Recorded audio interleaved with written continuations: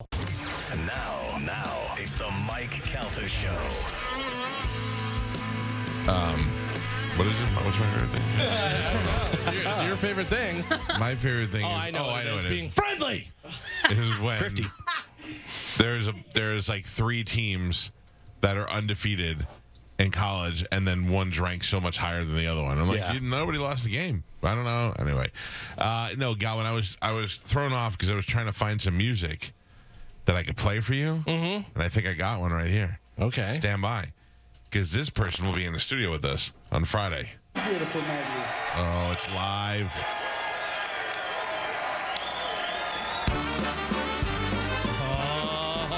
You know who it is? The Polka King. The Polka King on Levon will be here finally. Finally. If you don't know the Polka King, you don't have Netflix. There's a movie on Netflix about the Polka King, Jan Levon, his meetings with the Pope, his troubles with the law, and of course him doing polka music, and he's played by Jack Black. And then immediately when it's over, you have the option to watch the actual documentary that they made. Both are awesome. Yeah. The documentary is great. Well, I recommend watching the movie first and then the documentary. Like My Name is Dolomite is a great movie with Eddie Murphy, and I thought it was perfect. It was really good. But it's not until you know how close to reality that movie is where you really appreciate it. It's just a funny, silly movie if you watch it, but if you know it's a true story, and when Eddie Murphy reenacted the scenes in the movie, right, they wore the same clothes, they shot in the same places, and that's really how that guy got into the movie. So 2 things I recommend: the Polka King and on Netflix. You on said? Netflix. Yeah. Okay. It's with Jack Black. I turned it on one day and I'm like, what is this Jack Black movie I don't know about? The Polka King, and I'm like, all right, let me watch it. And it's a true story. So I watch it, and it right out of the gate, it's great. And then after that, they said you may also like this, and it was the Polka King documentary. And I watched it, and I'm like, this was even better than the movie. And then Jan Levon got the message that I have been talking about him, and he called in on our request line. Said, somebody told me I must have called you. So he will be in the studio with us performing. All right, they're going to perform in the studio? I believe so, yeah. Oh, my God. Of course. Beautiful. I'm bringing my bass. I want to say I played with Jan Levon. All right, that is happening on Friday. Get Spanish, please go get. I almost said Jack Black, but he's not here. Craig Gass. Do you still have the accordion signed by Weird Al, or did you give that to Drew? No, I did give it to Drew, but then Drew never took it, so it ended up back in my office. But I do have it. Oh, Yeah, I do have it. I might have Jan Levon sign it too. The Polka King. Do you Polka bring in King? your trombone, or what do you play? Trumpet. Trumpet. Yeah, bring in the trumpet. I'll bring my cajon. We got ourselves a little band. It'll be fun. Craig Gass is here. How you doing, pal? I'm excited to be here, man. I was just reminded that it was just a crazy thing because I've only done your show like I don't think that many times, but it turns out that 2 of my most regrettable prank phone calls I've ever made in my life both happened with you. I know. And When I say one Steve-O. And another one where I said something that I didn't realize what I was saying. That happens to me a lot. To Bert Kreischer. The Steve-O one was Steve-O is in studio. Steve-O's in studio. He's about to do a show this upcoming weekend at the time. Yeah. With Tom Arnold. Right. And I said to you, I don't think anybody on the planet besides me does a Tom Arnold impression. That's right. And I said I should call in, and I had this idea that I thought would be funny, which is to say, I've relapsed. It was great. And I took it all the way to a point to where Steve-O was like, you wanted to quit after a while, and I kept pressuring you to keep going. And Steve-O started to go, hey, this isn't funny anymore, man. Steve-O and I are friends, and Steve-O looked at me and he goes, Mike, we got to stop this. And I was like, oh my God. We gotta stop doing this, man. This isn't funny, man. We gotta take him off the air. Hey, man, call me on my cell, dude. We need to talk. And he's such a loving guy. Yeah, and I was trying to make it absurd, and you were like, wait, what do you mean?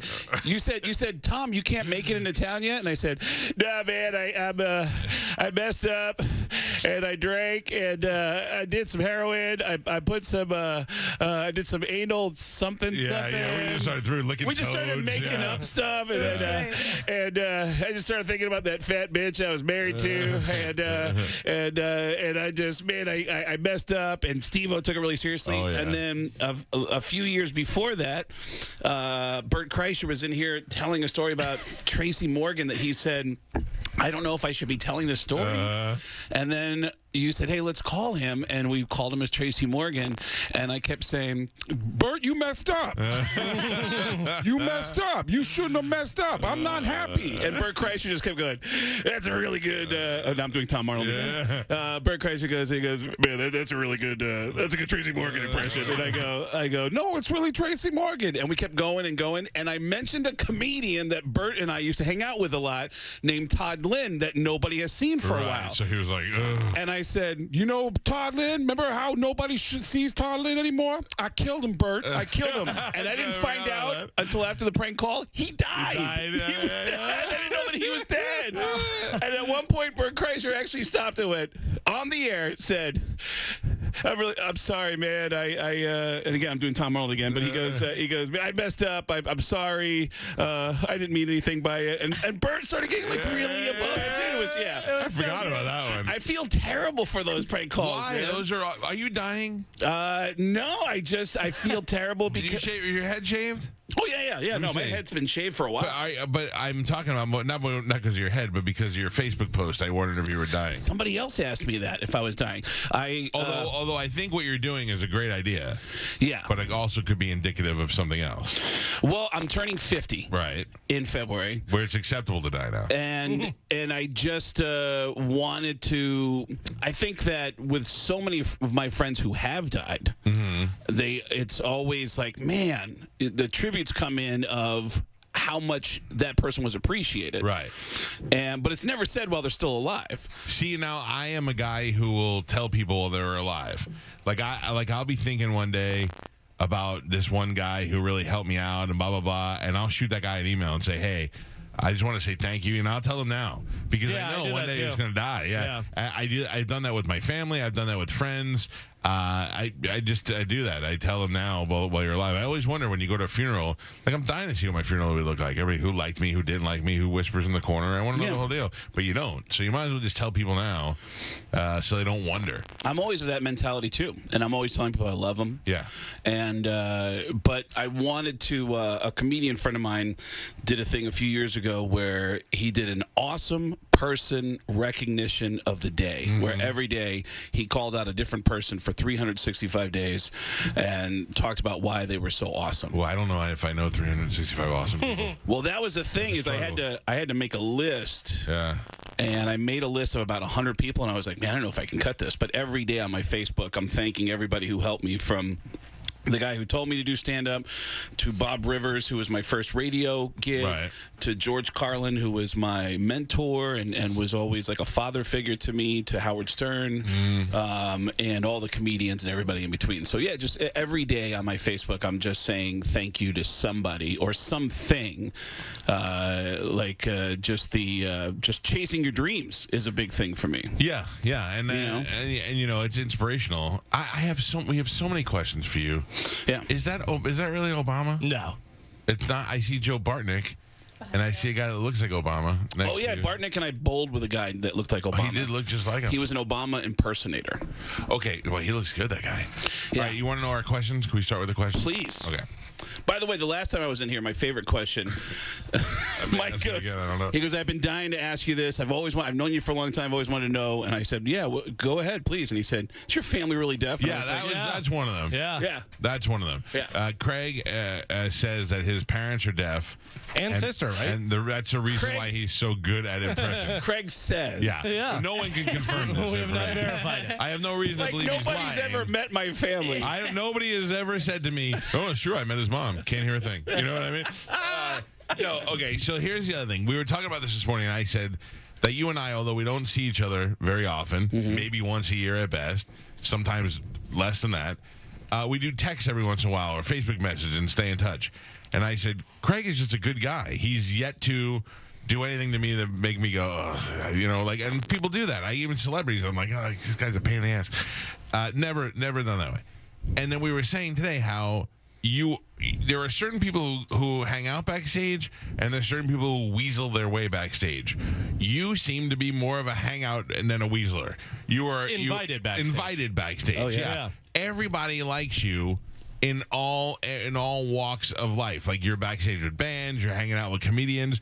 No one football play, football, NFL games. I saw you at the Seahawks game. Yeah, you are everywhere. You are everywhere. You need to write a book about it, and it's called Backstage with Craig. How do you like that? Boom! I just did it. Well, we've been pitching a show called Backstage Gas, because half the thing is that I always like to invite somebody to experience that I know would enjoy it. Right. And by the way, dude, I can't tell you how often, every concert I go to, I always get passes and tickets, right? The tickets are usually great seats, Right. usually like in the first few rows. But the passes get me anywhere I want to go. I can stand on stage. I can, go anywhere I want. So I'll usually give the tickets away. I'll go, if it's a stadium, I'll go all the way to the top. I want to find the person that's in the last row. Right, and give them that's on their feet. Right. The last row, and even though they have the worst seats in the house, they're rocking out. And you would be shocked how often I will walk up to people and go, "Hey, man, you want to sit in the front row?" I'm good, dude. Yeah, Like, they don't believe it. I'm not shocked. I look rapey. Apparently. I tried to do the same thing. So my old boss, Tom Rivers, said, "Hey, I got second row seats for this country concert.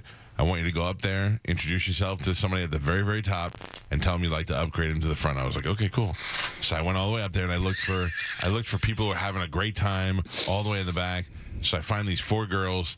They were like maybe high school seniors, maybe a little bit older, and they were all jumping up and down. No one around them. You could barely see the stage. And I said, "Hey, how you guys doing?" They're like, "Hey, great." I said, "I'm a cowhead from the country station, and I want to give you guys these tickets to the front row." And the one slutty girl was like, "Yeah," and the other girl was like, "Don't do it, Carol, don't do it." I'm like, "Carol doesn't have to do anything. He's gonna touch you. He's gonna touch you, Carol. Yeah, I'll put these here, and you guys are good." Then Slowly back away. Then I went to wrestling, and I had a pair of front row tickets to wrestling, and I thought, I'm gonna go find like a single mother in the crap seats and make that little kid's day and tell him his mom got him this surprise, So I went all the way to the top, and let me tell you something. Being a fat guy walking around the 300 level, climbing those stairs is not an easy task. I've never been to the 300 level before, and I'm up there trying to find somebody. So I see this lovely woman. Just take these tickets. Yeah. For the love of God. I'm going to die. She take my seats. She's with her little child, and she's a black lady, and I think it's important to point out because it makes it even weirder that I'm coming up to talk to her. Yeah. And I go, "How you doing?" She's like, "Good." And I'm like, "I work for a radio station. I have these tickets. And these are front row tickets." And she's like, "We good?" And I go, No, you don't understand." I go, "They're front row. You see that down there? That's where you're going to sit. Free. They're yours. You can have them." And she's like, and the kid's like, "Yeah." And she's like, "Okay." And she's like real hesitant. And I go, "Just follow me out. We'll go down there and I'll show you your shit." And the minute we got in the hallway, she's like, I go, "Okay."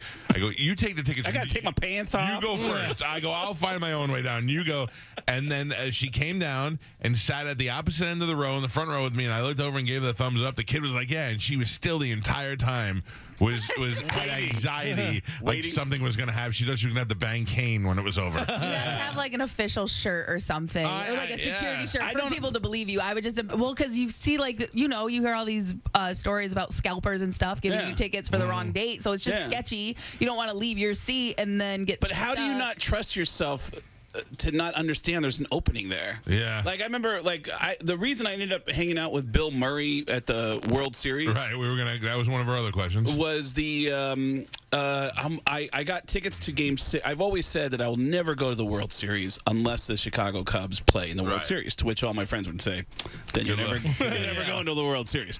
And the Cubs made it to the World Series, playing the Cleveland Indians. Game 6 and 7 are in Cleveland, and a friend of mine who works for another team for the Pirates let me buy tickets. I bought 6 tickets for Game 6 and 7.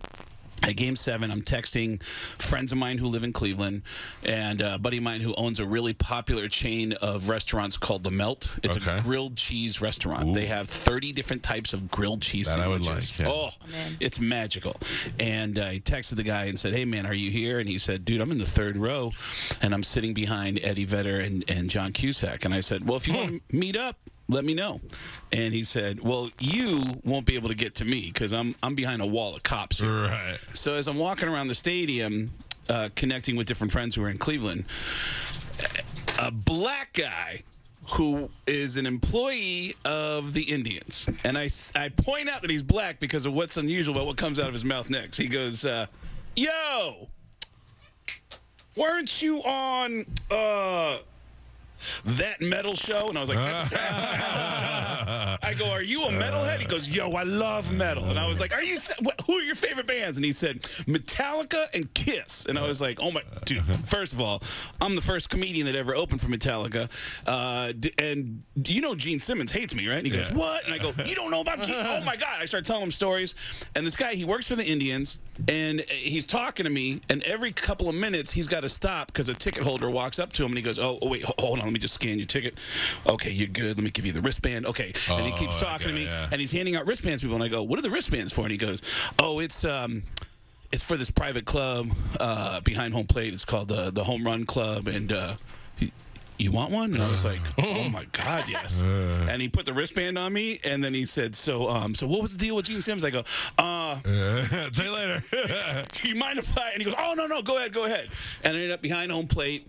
This private suite is 10 rows behind home plate, and I texted my buddy, and he snuck me down to the third row when the wife, it was one of the wives of one of the Cubs players, left the game because she had a baby with her with no ear protection. Oh, wow. And he said, you can sit next to me. And I end up sitting in the third row. John Cusack's in front of me. Eddie Vedder's in front of him. And then I started filming at the end of the game in the bottom of the 10th when the Cubs were about to win the game. And I felt somebody leaning on me as I was doing a Facebook Live. And it was Bill Murray. He was drunk and crying. Oh, that's hilarious. All the shots, all the footage of that. You know what you are? You're a real-life Forrest Gump. You know, It's all a those random- things happen yeah. to Forrest Gump over his lifetime. That's what you. Living at Eddie Van Halen's house. Yeah. I forgot about that. Opening for Van Halen, living with Mitch Hedberg. Uh-huh. All the being on the Praying field with Dave Mustaine. praying with Dave Mustaine, being on the field of the Super Bowl. But I always want to bring somebody along to say, you got to experience this too. Right.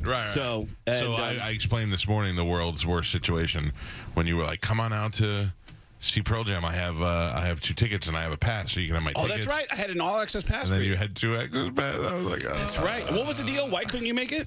It was something. I had something. It was my kid something or whatever. I don't know. I couldn't go. I was very upset. Yeah, it's like my buddy who you met, Holmberg from Phoenix. Do you remember meeting him at the Super Bowl years ago in Tampa? Oh, yeah, it was with you.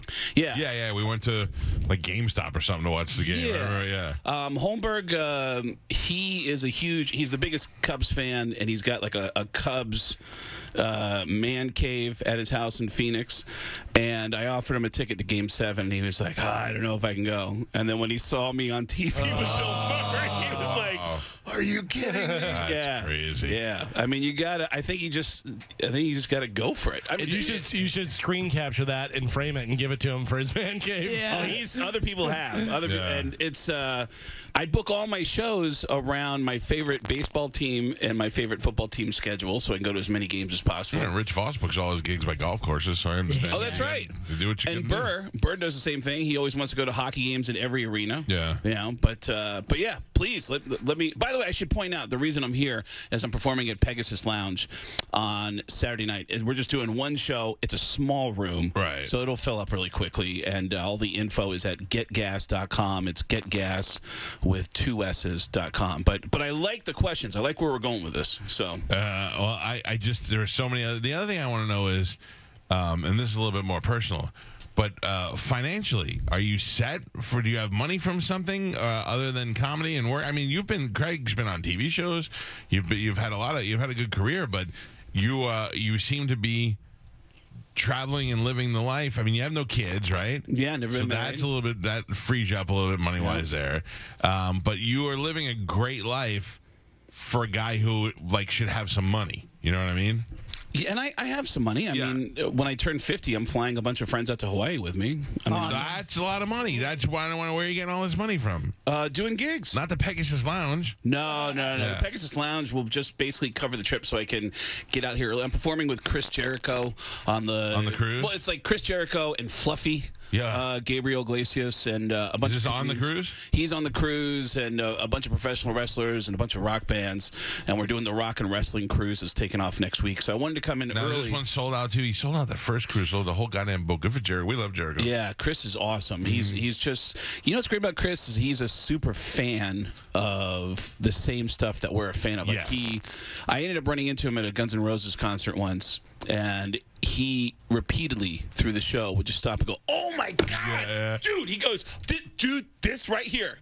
Yeah. This is the greatest Guns N' Roses song of all time because the solo, dude, this is, and I was like, dude, I agree with you. And then 5 minutes later, he goes, oh, dude, no, I'm sorry, no, this one, this is the greatest Guns N' Roses song of all time. And every time he kept stopping and saying, no, this is like nobody wanted to fight him. Like nobody was gonna be like, no, dude, whatever you. F you. Like it was He was yelling at me at a Guns N' Roses concert for not being excited enough. Really? And he goes, "Is this awesome?" I go, "Yeah, this is pretty." I was exhausted. I go, "This is pretty cool." He goes, "Pretty good." And he's like, "It's Guns N' Roses." And I'm like, "I know. I'm having a great time, Chris. Jesus Christ." But yeah, he's like he's somebody that you're happy for his success because he also is loving his life and doing everything he wants to, and he's done everything in the world. He's been a successful radio host, successful wrestler. I mean, podcast host, wrestler, author, game show host. I mean, he's done everything. You know what I mean? And he's enjoying the hell out of it. Yeah, he's. I love that guy, and he lives here in Tampa, right? Yeah, he lives there, but he's been in the studio with us a lot. I've known him for a long time, and he's always been great. And the whole thing, he's so. I think it's Brent Fritz who plays bass for Slash. Drums. Okay. Yeah. Fitz is the one who introduced me to him. Okay, so he's like, I told Jericho that I was going to see. It was Slash was doing a solo show, and he's like, oh, I grew up with Fritz. Fritz or is it Fitz? Whatever, Fitz.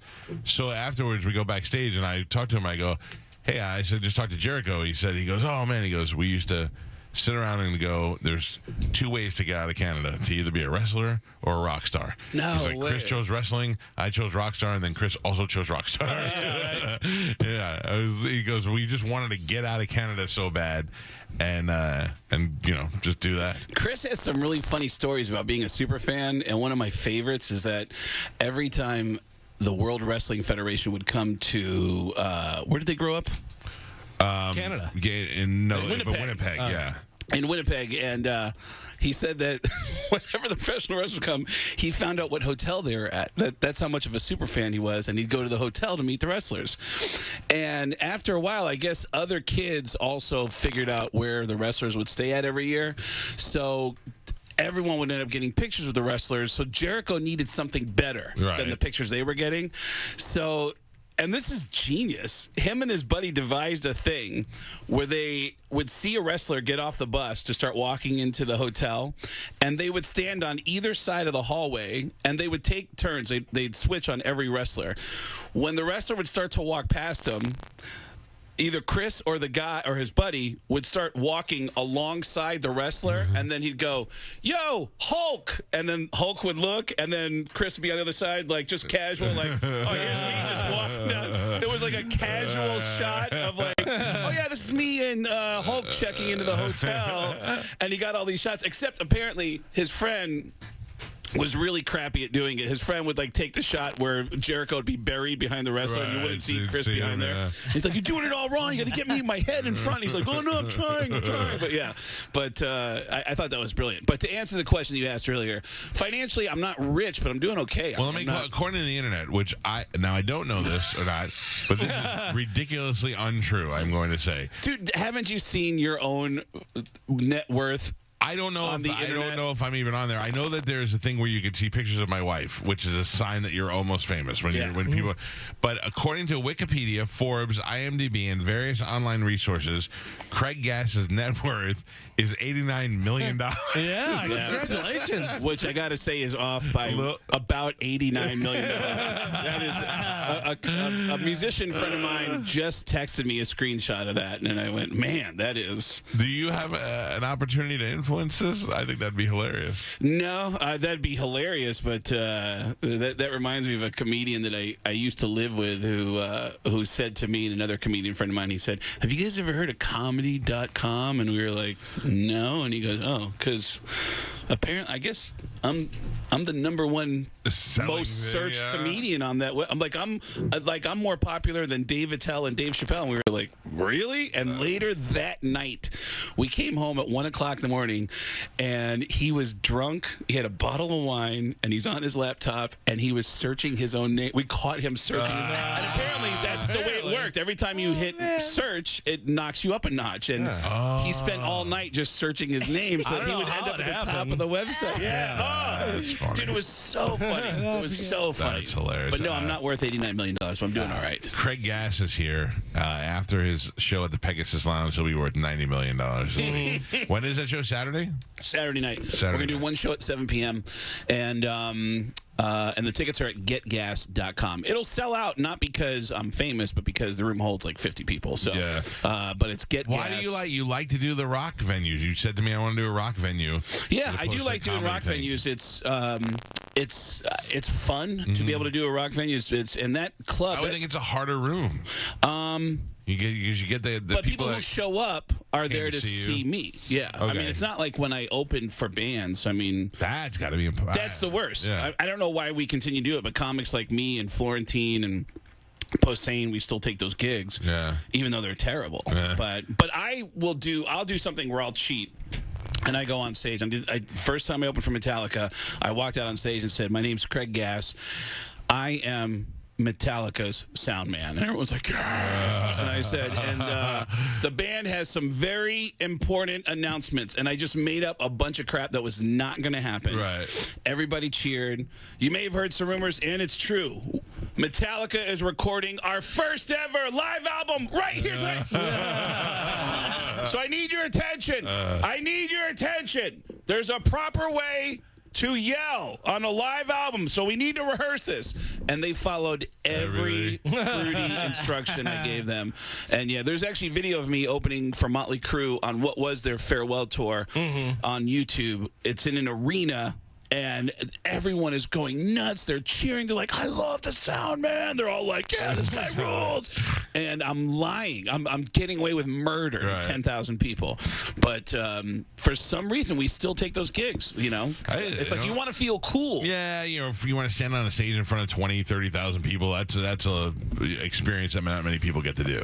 Yeah. I watched Sebastian Maniscalco the other night at the Forum. Did you see that? Yeah. Sold out LA Forum in the center of that, and I'm like, this guy couldn't sell side splitters 5 years ago. Wow. And now he's in the center of the LA Forum, surrounded by celebrities and regular people who love his comedy. It's amazing to me. It is crazy to see guys who like shoot up after years and years of doing clubs. Who's the guy that has all the puppets? Dunham. Jeff Dunham. Yeah. Jeff Dunham was like a club comic for years. Yeah. And now he's selling out like he's getting easily $500,000 a night. Oh, yeah. Good Easily. for him. Good Which for is him. insane. Doesn't he live around here? I don't know. Dunham? Dunham came in the studio one time when he was the height of his success and brought that old man puppet out. Yeah. And I was like, how are we going to do a ventriloquist on the air? And On a radio show. And I'm like, the only way I'm going to do it is to just pretend everybody else could see the puppet too, Yeah. And I did it, and I would ask him questions, and the puppet would answer, and when he was done, he was like, "That was the best radio interview I've ever done." I go, "Well, I just treated it like everybody could see it." You know what I mean? I don't know. You know what? There's questions I've I always should have wanted. been like, "You should move your mouth. Nobody's watching." There's questions I've always wanted to ask you too. That because the show is such a personal. I think there's an intimacy about morning radio that mentally ill people will fall into a trap of thinking that they're close to you. You ever been scared for your life? I mean that. You ever had a stalker? I'll tell you two things. One that I've never talked about before, and one that which I never really hid, but nobody really brought it up. I had a guy he would call me 1,000 times on my phone, and he would tell me he hated me, he was going to kill me, and all that stuff. And On your cell phone? No, on my office phone. Okay. A couple of radio stations ago, and I went out to get something from my desk during the show, and the phone rang, and I was like, "That's got to be him." So I answered the phone. I go, "Hello," and he goes, "Hello," and I go, "Yeah," and he goes, "Is this Cowhead?" And I go, "Yeah." And he goes, "Hey, man, I'm a big fan." I go, "Then why do you call me every day and tell me you hate me and I suck and all that?" He was like, I was like, "Shut up," and I hung up. So he showed up at the station, and he wanted to come in the studio, and everybody's like, "You should bring him in. He's little. He's like Spanish size." So they bring him in the studio. He's a little dweeb, Spanish. I'm a normal person. He was like a real like rednecky, and he was real jittery, and everybody else in the show was like, "Why do you hate Cowhead?" And he's like, I just do. I don't like him. And he started making up these things, and he goes, and they were like, but take a look at the size difference. So I went over and I stood next to him because I wasn't mad at all. Like I didn't want to. And I stood next to him and just was towering over this guy. And they were like, "Do you still want to fight him?" And the guy was like, "No." And then it was like kind of funny. And then he pulled out this giant knife which I don't really think it was dull. And he ran. And when he ran out in the hall, we have salespeople and ladies that work there. So I ran after him. And You ran after a guy who had a knife? look, I'd love to make myself seem like a superhero, but it was like a dull knife. And he was such a little guy. And I was afraid he was going to stab one of the ladies and on hurt the other somebody. side. Yeah. So I ran after him, and he actually ran right in the back corner, which turned out was my cubicle. And I always used to scare people by going up and over the top, so I jumped up and over the top and grabbed him. And then once I got on him, he was done. So then I had him like in a chokehold, and I just escorted him outside the building. And Mike Olivero works here is always like, and then I opened the door, and there you are, opening the door with the guy's face. And I brought him in, and I put him in the elevator, and I held him. And the somebody from the Florida Department of Law Enforcement was listening, and they drove over to the station while it was happening because they were live on the air when this was going on. And by the time I got downstairs, they were there, and they just took him. Wow. Now, it turned out that guy was on meds, and he was off his meds. And when he was off them, he had this, this disillusion that I was doing things to him. He told him that I came and kicked his car door in, and that I would come into his house. I didn't know the guy at all, and Genuinely unstable, schizophrenic. Yeah, and then they called me one weekend at my house, and they said, "Hey, we just arrested that guy. He was naked in a lake in an apartment complex, and when we took him out of the lake, he said he was coming to kill you." And they were like, "We got him now, but we have to tell you that." And I was like, "Okay." And then I found out sometime later that the guy killed himself. Wow. So I felt bad for that guy more than anything. Yeah. And then since I worked here at this station, there was Now, the story you just told, is that the one that you never talked about on the air? No. There was I still can't talk about it on the air, but there was an incident that happened since I've worked here where for a month security had to sit outside my house overnight and then escort me to work and then escort me back home, and it was ridiculous. Really? Yeah, because I'm fully loaded at all times, so I'm like, I'm going to be fine. And they were like, no, we need that. And nothing ever came out of it, but it's one of those things where you have to... The funny thing is they didn't tell me that security was going to be here, and I normally get here first. And I pull in, and there's a guy backed into a spot, and I'm like, who's this guy? So I go right up to him with my car and put my headlights on and stuff, and he gets out, and I'm like, oh, this is going down. And everybody's like, I'm with the Cox Security. I go, okay, whatever. And then I called. And I was like, but I was like, I got this, dude. Because I didn't want to make a big deal about it, and I thought it was a little bit unnecessary. But both my kids are really young. And it was something that happened at my house, so I was like, maybe we should have somebody there. Yeah. My radio buddy in Phoenix had a sales guy walk up to him one morning and say, "Dude, there's a girl in the lobby that wants to talk to you. She's hot." Yeah. And he goes, "All right." So he walks out at the end of his show, and sure enough, there's an attractive woman in the lobby. And he goes, "How you doing?" And she goes, "Oh my God, I love you so much." And he's like, "Oh, hey." And he's playing like super cool guy. Like, "Hey, how you doing?" And he goes, and the girl goes, "You've talked to me before." And he goes, "Oh, really? Where?" And she said, "In my room." And she goes, "Well, sometimes it's you, and sometimes you're Satan. You're like you're a shapeshifter." Wow. And he goes, "Oh, okay. Hey, hang on, I'll be right back." And he leaves a crazy woman in the lobby, alone in the lobby with their old lady receptionist. He goes, "I'll be right back." And he calls the cops. Cops come over, they take the girl, they take her outside, and then the cops come in and they go, "John, you've got a problem. That woman has your home address on her license. Oh, she thinks she lives with you." Oh boy. And but we're gonna, and similar to what you just described, the police helped John with processing, like, we got a petition. She's a schizophrenic and she needs meds, so we're going to help you to petition the court to let them know that she needs to be put away. And she ended up getting put away, and apparently will still occasionally show up at station events on meds now, where she'll say to him, like, "Hey, I just want to apologize about what happened back then." And he's like, "It's cool. It's cool."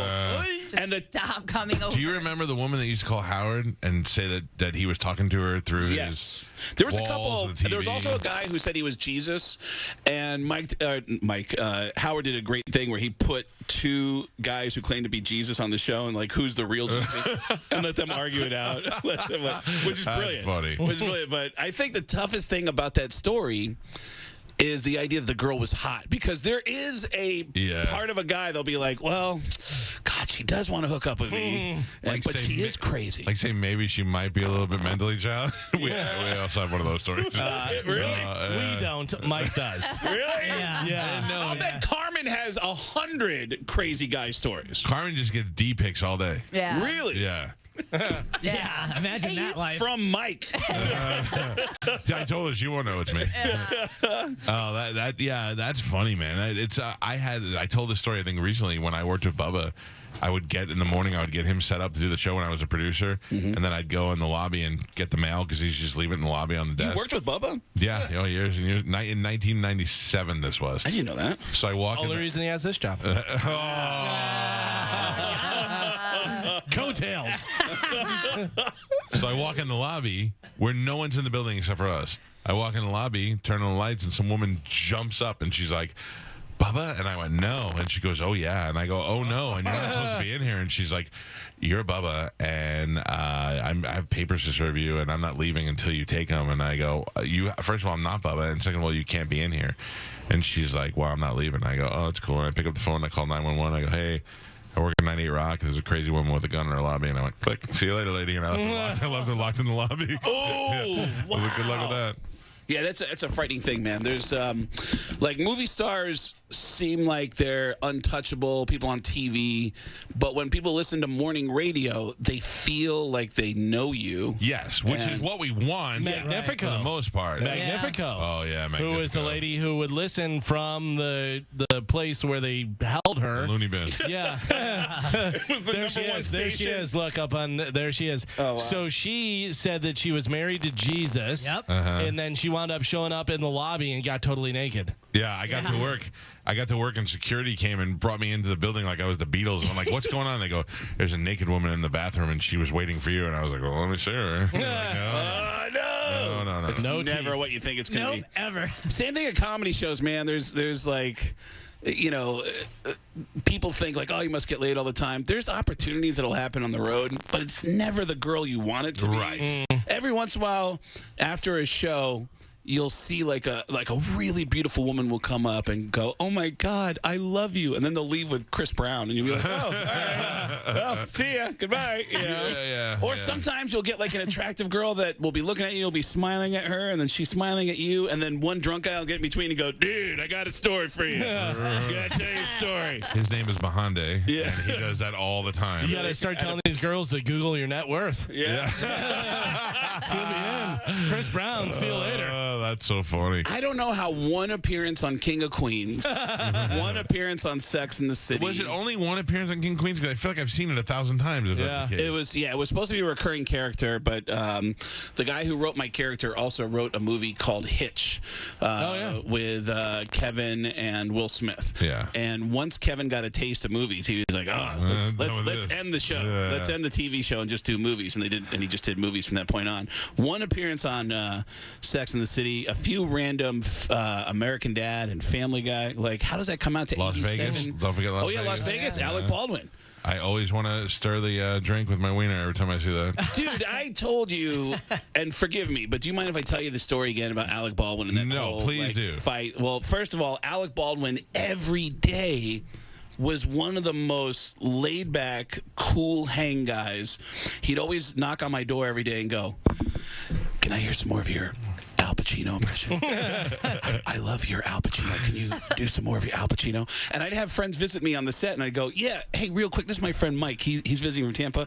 Can you do your Tony Bennett impression? He did a Tony Bennett that would make you go like, what the hell does Tony Bennett sound like? And he grabs an empty martini glass, and he goes, yeah, I'll tell you what. I used to date Marilyn Monroe. Marilyn Monroe was a real foxy lady. I once made love to Marilyn for up to 12 hours until the paramedics came along and said, Tony, she's gone. The material was so dark. And then he would keep telling me stories about Al Pacino. He'd say, I got to tell you the story. I got to tell you the story. He says he almost got in a fist fight with Al Pacino. And he tells me this insane story one day that Alec Baldwin starred in a one-man show about Al Pacino's life. And the show was scheduled to open on Tuesday, September 11th, 2001. That was supposed to be the opening day. So they end up only doing a total of 2 performances. It was supposed to be like a 3-week run. And the problem with the play is that it was written by a former best friend of Al Pacino's. Okay. And the former best friend revealed a lot of personal information that Al Pacino just didn't want people to know. So Alec Baldwin says everywhere he goes, he keeps hearing from people who say, hey, I don't know what's going on, but I'm just relaying a message. I just saw Al Pacino at an event last week, and he says the next time he sees you, he's going to beat your ass. I don't know what that's about, but he wants to fight you. He's that angry that he wants to fight you. So Baldwin keeps hearing from everybody that Al Pacino wants to fight him, and he says, one day I'm at my apartment building in Los Angeles. The elevator door opens up. Who's in the elevator? It's Al Pacino, Beverly D'Angelo, and a real estate broker. They're looking for an apartment in my building. And it said as soon as the elevator door opened up, Al Pacino looked at him and went, oh, Jesus.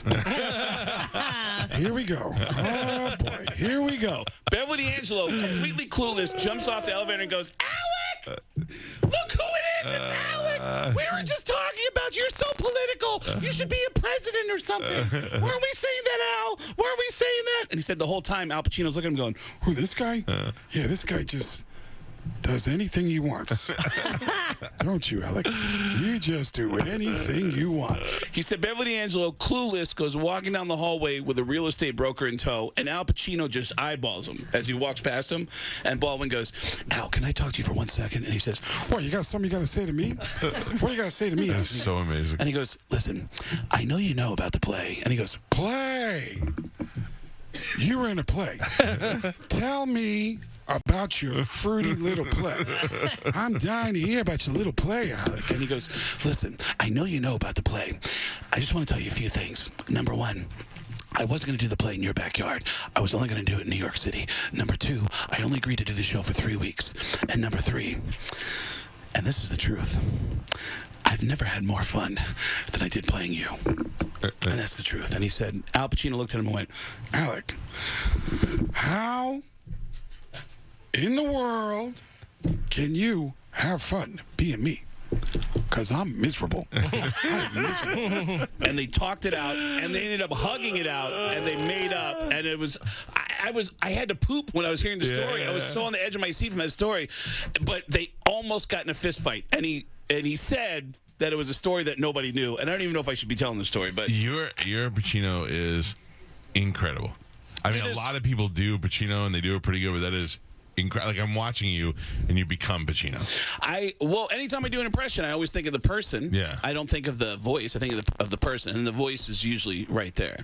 It's like Christopher Walken will always stare right through you, like he's talking to your ghost. Or Sandler is like really nervous, and he can never make eye contact. And you know, Tom Arnold is just like nervous energy, and he's That's also great because your regular voice is a little bit in the cadence of Arnold, so the way you do it is it's hilarious. This is Craig Gass, by the way. You can go to getgas.com to find out where he's going to be at the Pegasus Lounge this Saturday. And if you have an opportunity to see him do comedy, please do so. He's a guy who's worth almost $90 million. Yeah, that's right. There's a reason for that. To be at the Pegasus Lounge. He's doing this for the fun of it. GetGas with 2S's.com is where the tickets are at. It's funny. There's so many times, and it's happening right now, where every time I come in, I pull in the parking lot, I go over notes. Yeah. And I go, I'm going to talk about this. I'm going to talk about that. And as soon as I walk in, everything goes out the window because you're like, oh, we got a transsexual here who's like dancing for us. Yeah, it was kind of a calm day today. Yeah, it was like the transsexual got on your desk. That was Francesca. Yeah. It was for the first time we got to see down the tunnel. Yeah, see down the tunnel, Yeah. I do the same thing, like if I have somebody who's never been in here before, everybody's like, what do you do to prepare? I go, on the way to work, I write down like 7 words. So to remind me to remind me to ask about these certain things, but other than that, I'd rather just let it flow. I know what I have. I know research. I know everything in my head. As a radio guest, because you do a lot of radio shows as a guest, I always hear you on Sirius XM. Do you end up having a different perspective? I cannot be a guest on the show. Every show I go and You I need try to take over? Yeah. Even when I was on Opie show, when Opie was still there and he's so type A, I went in there and I'm a little bit, I wouldn't say intimidated, but I know the roles. It's his show, and he's kind of a dick, so I'm going to chill out. But the last time I was on, I was like, I got questions. I got things. And Opie just went like this. He just sat back and he didn't care at that point. He was like, go ahead. And then Jim and Sam, the same thing. When I go on their show, they are like, they love when I drum up the drama between their other coworkers and stuff, so they just let me run wild. And I went on Bobby Kelly's podcast, and that had 12 people in the room. So I just sat there, and I didn't want to be a whatever. And then finally, there was so much drama between the employees. I looked at Bobby, and he's like, "Oh, go ahead." I was like, "Okay, listen to me. You're done. You got to go." You know. Really? And I just started, and that started a big fight between me and Luis Gomez, which we're cool now. But yeah, Luis loves to scrap, man. Yeah, he does. He but it loves was my scrap. fault, and I still take it to I started it. But the whole thing is that you can't be in this position and not want to be that guy in every room. It bothers me. Like I was thinking, you were talking about being on set with Alec Baldwin and all that stuff. I don't have a lot of celebrities. Like I love Pearl Jam. That's one thing that I'm still starstruck by. But other than that, no, I'm not really. But my anger comes from the fact that I want to interview everybody that I see. So if I see a celebrity, I'm not like, I don't want to just go take a picture with them. I got questions. I want to know, you know what I mean? And then I get all frustrated because I can't do that. That's the only thing. Anybody I've ever hung out with that's a lot more famous than me, I always just talk to them about comedy, because once I start talking about how cool they are, you don't have, I'm lost. I don't have, like, we met Vince Vaughn, and we got to chat with him for a little while. And my intention with somebody like that is to never be a pain in the ass, to say, hey, how you doing? Okay, thank you, and then let him go. Vince Vaughn, I was about to have a baby. I was about to have a baby girl, or maybe I just had her. I can't remember. But and he's like, I got girls. Girls are the best. You know what I mean? And we start talking about daughters. And then I said, I also have guns. He's like, you like guns? I got guns. And he pulls out his wallet. He's like, I got concealed weapons in Vegas. I got concealed weapons. And then, really? And then we told him about it, and he goes, yeah. After a while, you were like, how do we shake Vaughn? He won't leave us alone anymore. You know? Vince, we gotta go. Yeah. I'm interested in them. I'm naturally inquisitive, and I have questions I want to ask about everybody. Dude, I'm so embarrassing that if somebody recognizes me, I have talked to people until they get to the point where they go, yeah. All right. Yeah, I do that. I say that all the time. I go, people always I always say, people tweet at me, hey, I saw you in the grocery store. I didn't want to bother you. And I always say, it's never a bother. Yeah. I'm happy every time somebody wants to take a picture of something. And then I go, eventually, what the problem is that you stop me in Publix, and I go, hey, let me ask you about that. And they're like, hey, I got to go pick up my food. You know what I mean? Now I'm burdening you. That's my biggest problem. I've done that so many times. But if my ex, who I just broke up with, if she's with me, and somebody walks up and goes, I'm sorry, I think you're awesome. I go, hold on, babe, get over here. I go, say it in front of her. Say it in front of her. I always go to my kids. You hear that? He said that was awesome. Mm-hmm. And your kids don't care? Don't care at all. No. Dude, I remember going to an Aerosmith show once. And again, we're going off the rails. This is not what I wanted to talk about. But a friend of mine who works for Aerosmith, he says, hey, man, I got you all set up tonight at Jones Beach. There's a kid that wants to meet you. His name's Tony. He's 12 years old. He loves you, and he's a big comedy fan. Do you mind if I introduce you? And I said, of course. So I go to Jones Beach. I go backstage, and my buddy goes, hey, can I introduce you to this kid? I go, absolutely. And I'm talking to this kid, and he goes, oh, my God. Yeah, I love you so much. And I go, oh, right on, man. And he's asking me questions about the Stern Show, about what's Beetlejuice like. But I noticed that he's got a lanyard, and he's got, like, the all-access legit top-notch laminate. And I go, how did you get that? And he goes, oh, it's my dad. And I go, what does your dad do? And he goes, my dad's Joe Perry. And I was like, your dad is Joe Perry? And you're talking to me? Are you serious? And he said, dude, he never wears a shirt. If I was your dad, I would never wear a shirt. That's right. If I'm 60 and I have abs, I'm not wearing a shirt. If I looked like Joe Perry, I would never wear a shirt. But to him, it's like, Dad, put your shirt on. Right. Stop it. I always ask celebrities if they have kids when their kid realized they were cool. And none of them have a definite. They're always like, not until his friends started saying I was cool. And then, or not until I got him tickets to go see something that had nothing to do with me. That's when they become cool. Yeah, like when all those like Taylor Swift and Justin Bieber shows happen in Seattle. I know a lot of my musician friends there will end up sitting backstage while their kids are like, don't hang out with me. I need to talk to, like, Duff has 3 daughters, and his 3 daughters are like, don't talk to Justin. We're gonna talk to Justin. And it's like, he's Duff McKagan. Like, what are you doing, man? You ever see that picture of of Haley Baldwin when she was a little girl meeting Justin Bieber backstage. No way. Yeah, that's pretty interesting. Really? She's all shy and he's like being nice, and Stephen Baldwin's in the background. No That's way. pretty. And then she goes on to marry him. That's pretty funny. Oh, I didn't know about that. That's amazing. Craig Gass is here. Craig is going to be at the Pegasus I'm Lounge. not telling any of the stories I was planning on telling. Save them for Pegasus. GetGass.com with 2 S's. Look, we have a couple of things we need to talk about. One is we have Pearl Jam coming on tour now. I know. I knew that was going to come up. Yep. I'm going to Madison Square Garden. Okay. You should go to that show, I'm just saying. And then St. Louis, Missouri.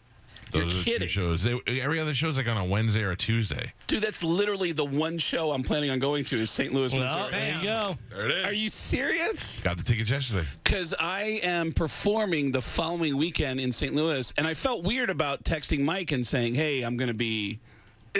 I swear to God. You want to just call him right now? And we'll come up the album? It's like 5 a.m. back in Seattle right now. Mm-hmm. Mike's doing my roast. I'm doing a roast for my 50th birthday. And I got the guys from, I got Pearl Jam and System of a Down and I feel like I should go to this roast. Maroon 5. Oh, my God.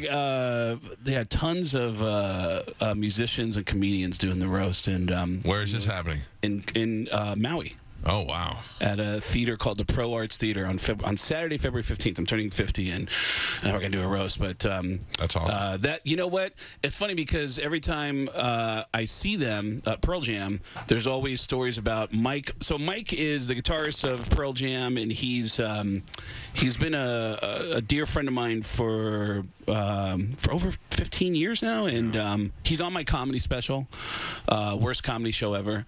And every time I go to a show, he's always like trying to get other guys to come in and tell me stories. And his drummer has an amazing story because I guess everybody in that band is a Kiss fan, and I've been making fun of Kiss for forever. And his drummer said that Matt had a story about when he was a teenager. I don't know if I told you this, that he was in a cover band when he was a teenager, a Kiss cover band, and they called themselves Kiss. With the logo Kiss, and then like once a month they would do a party where they'd be like, okay, Saturday night at Carmen's house, and then you got a map of Carmen's like home, and this is the cross streets, and then at 8 p.m. Kiss at Carmen's house. So Matt says he gets a letter in the mail one day from Casablanca Records, which is Kiss's record label. And he's like, oh my God. And he calls all the other guys. He goes, get up. We're going to open it together. We're going to open it together because he thinks they're going to get a record deal. Right. He's like, oh my God, we're getting signed. We're getting signed.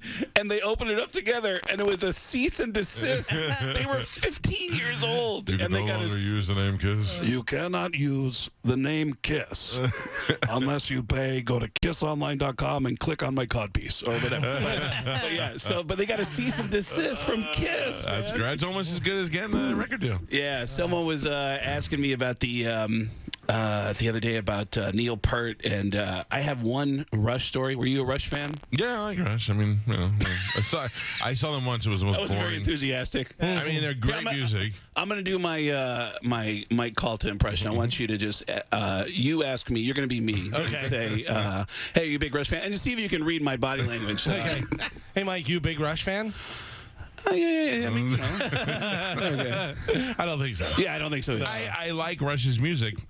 We went to see Rush. We sat in the front row, and it was the most boring show I've ever It seen. was. Was that here? Until the drum solo. Yeah. Yes. At the Amphitheater. Amphitheater, yeah. Oh, at the amphitheater? I did a show in Toronto, 2 huge shows at a place called the Panasonic Theater. This is where the $89 million comes in, by the way. I did 2 huge shows at the Panasonic Theater, and I called their manager, who was a guy named Ray. Oh man, what was that guy's name?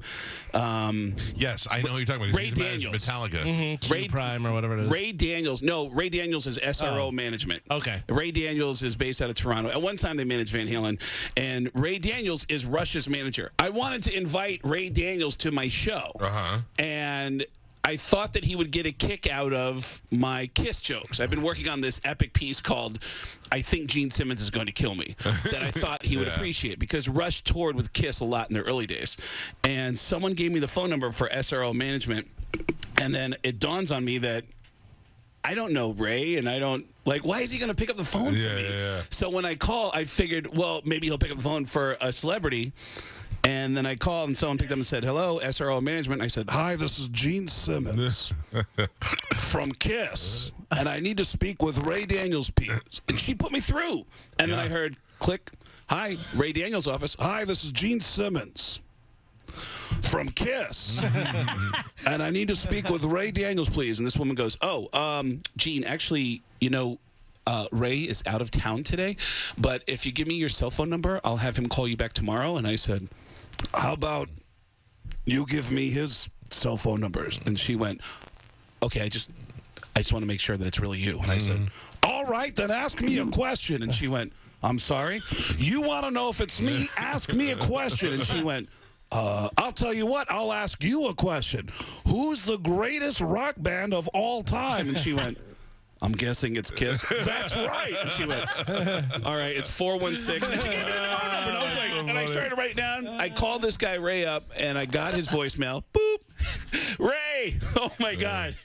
I hope you have a good sense of humor. My name's Craig Gass. I'm a comedian. I do voices on American Dad and Family Guy. And I just prank called your assistant, and she gave me your cell phone number. I'm performing tomorrow night in Toronto. I never heard back from Ray. Never heard from the assistant. I don't even know if Fired. she That's why probably she got got fired. fired. Yeah. I got fired, but yeah, I never heard back from anybody. But it was That my is so only funny. rush story that I had. But I want to remind everybody that while Craig is in town, if you get any phone calls from Al Pacino or anybody, second guess it for the entire if time. you get a phone call from Bert Kreischer, Tracy Morgan, Tom Arnold, it's not prepared. happening. Yeah, that's Dude, not happening. It's great to see you. Thank you for Great to coming. see you, I too. hope will you let me know if you go to Kansas City to the program St. Louis. show? I'm sorry, St. Louis. You're St. right. Louis. St. Louis. Yeah, I plan on flying in that Saturday, unless if Mike comes in on Friday. I might come in on Friday. I am coming in on Friday. I'm just putting that out there. I'm leaving after the show. I'm going right out there. By the way, I love you for owning up to something, which was when I saw you at Wrigley Field for the Pearl Jam show. Yes. And I texted you, and I was never going to bring it up on the air, and you outed yourself. And I Okay. really am proud of you for owning up to the fact that you went and sat in the handicap section at Wrigley Field to get better seats. It's worse. My buddy Pete was like, I go, Pete, how do we get in the handicap section? He goes, I don't know. The tickets are on StubHub. I'm just going to buy them. It doesn't say you have to be handicapped. And I go, well, I would imagine you should be. And he goes, let's go rent a wheelchair. I'll go in the wheelchair. And I was like, oh, Jesus Christ. And then the guy from Murderball was there in the thing with me. And I'm like, well, let him get in front of us at least. Yeah, it was. Oh, my God. I have to tell you, that was one of the weirdest but most awesome experiences. Because by the end of the night, I'm drinking wine with Eddie Vedder. So you don't get any better than that. Yeah, it was a really amazing night. But when you texted me and I said, "Hey, dude, I have something," it's really silly, but like if I'm at an Ozzy show and Jim Norton is there, I'll find Jim and give him guitar picks and set lists. And I want to do the same for you. I go, oh, you gave me the Eddie Vedder pick. I got a souvenir for you, and where are you at? And you said, I'm in the handicap section. I go, all right, where are you at? And you go, I'm in the handicap. And I go, what? And I walked out, and there he is with a bunch of people with wheelchairs and Mike standing next to him. Dude, it was amazing. I made Pete limp in, so. That was amazing. All right, we have a date in Missouri, my friend. All right, man. Saturday night, Pegasus Lounge here in Tampa, and all the info's at getgas.com. By the way, I believe it's not in Tampa, is it? It's like in Pinellas Park or something somewhere. No, it's right? not. It's over on Florida Avenue. Oh, okay, cool. Near All right, Beers. sorry, I was wrong. Yep, and it's getgas.com. Getgas with 2 S's.com to get the tickets for Saturday night. Great seeing you, buddy. Thank you, buddy. It was good to see you, too. We will take an extended break. It's my Calta show, yes. Death Pool picks. Death Pool picks and pastrami next. You're listening to the